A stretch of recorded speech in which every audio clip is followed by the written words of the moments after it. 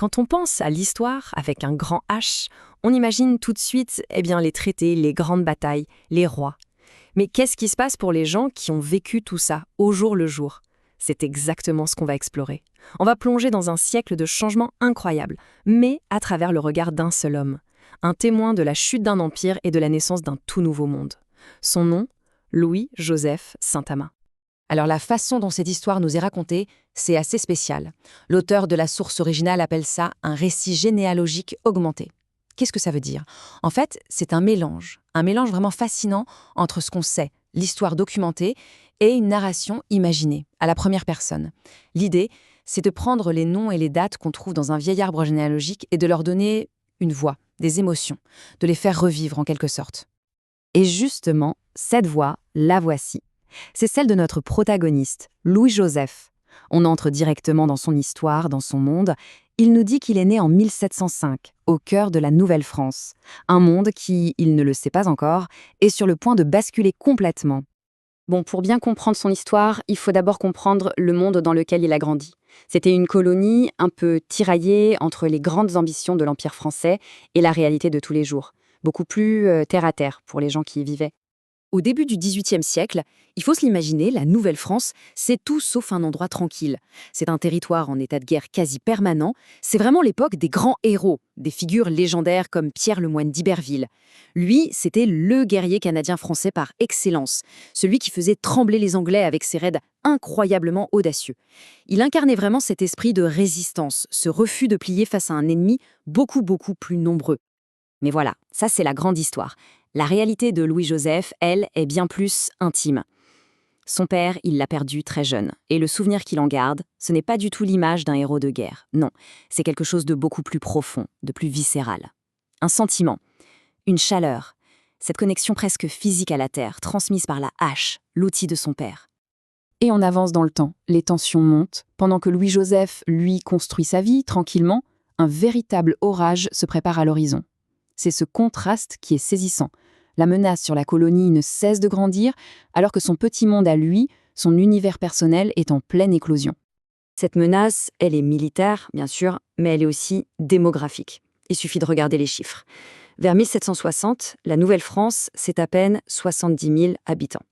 Et pendant ce temps, juste au sud, les colonies britanniques, c'est des centaines et des centaines de milliers de personnes. Le déséquilibre est juste énorme. Les Français tiennent un territoire immense, mais avec bien trop peu de monde pour espérer le défendre. Et pourtant, malgré ce ciel qui devient de plus en plus menaçant, la vie, elle, continue, elle doit continuer. Et c'est là que Louis-Joseph rencontre Marie-Joseph de Marcotte. Il la décrit comme étant vive comme une flamme. Et lui, face à elle, il n'est pas doué pour les mots. Alors qu'est-ce qu'il fait? Eh bien, il lui parle de ce qu'il connaît. La terre, le foin, les bêtes. Et c'est comme ça que leur monde à eux commence. Un monde fait de choses simples, de bonheur simple. Et leur vie, elle se construit comme ça, pas à pas. Simplement, mais solidement. Ils se marient, s'installent sur une ferme près de Deschambault, et ils vont avoir une grande famille. 10 enfants. Pour eux, la richesse, la vraie, ce n'est pas l'or, ce ne sont pas les grands domaines. Non, c'est ça. La chaleur d'un foyer qui fonctionne, une famille pleine de vie, et le simple fait d'avoir du pain chaud sur la table. Et là, tout bascule. Le grand conflit des empires qui semblait si loin va venir s'écraser littéralement sur leur petite vie paisible. La guerre, ce n'est plus quelque chose qu'on entend de loin. Elle est là, elle frappe à la porte. L'été 1759, c'est une véritable escalade de la terreur. On peut le suivre presque semaine par semaine. En juin, on signale des patrouilles anglaises près de chez eux. Le 18 juillet, un boulet de canon frappe l'église du village, à Deschambault. En août, les navires de guerre anglais sont là, sur le fleuve, tous les jours. Une présence constante, menaçante. Et tout ça mène, bien sûr, au 13 septembre, la bataille des plaines d'Abraham et la chute de Québec. Pour la famille Saint-Amand, c'est une période d'angoisse insoutenable. Il faut essayer de s'imaginer ce rituel absolument terrifiant. Chaque soir, pendant 2 semaines, ils fuient leur propre maison. Ils prennent les enfants, les animaux, tout ce qu'ils peuvent, et ils vont se cacher dans la forêt. Et de là, dans le noir, ils regardent leur maison en attendant l'inévitable arrivée des soldats. Et puis, une nuit, l'inévitable arrive. Depuis leur cachette, ils les voient. Une dizaine d'hommes. Les uniformes rouges, les torches à la main. Le cauchemar vient de devenir bien réel. La phrase qui suit est d'une simplicité Brutal. Il n'y a pas de grands mots, juste le constat. Le travail de toute une vie qui disparaît sous leurs yeux, impuissants.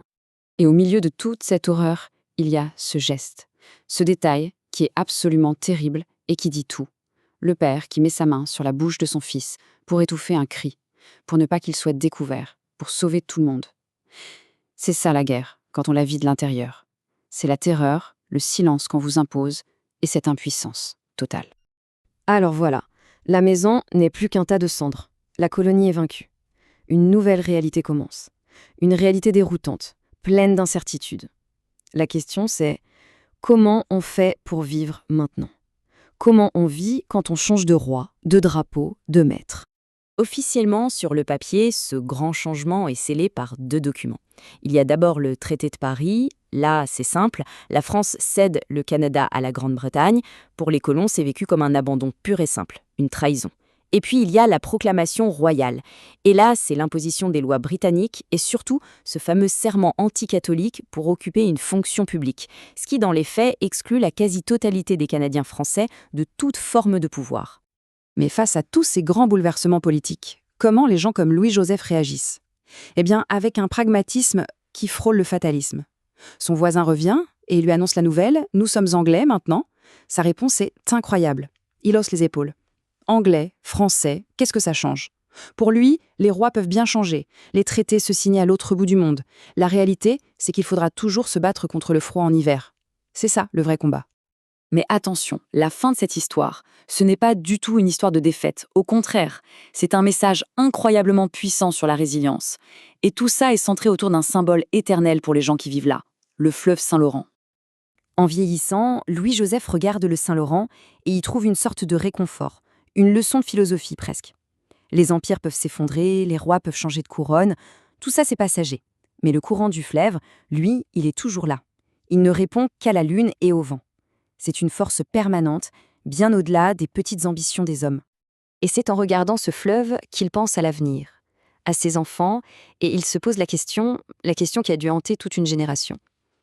Qu'est-ce qu'ils vont devenir eux? Ces enfants, ces petits-enfants, dans ce pays qui n'est plus vraiment le leur. C'est une question d'une puissance et qui, d'une certaine manière, résonne encore aujourd'hui. Et la réponse à sa propre question, eh bien, il la trouve en lui, dans ce qu'il est, dans ce qu'est sa famille.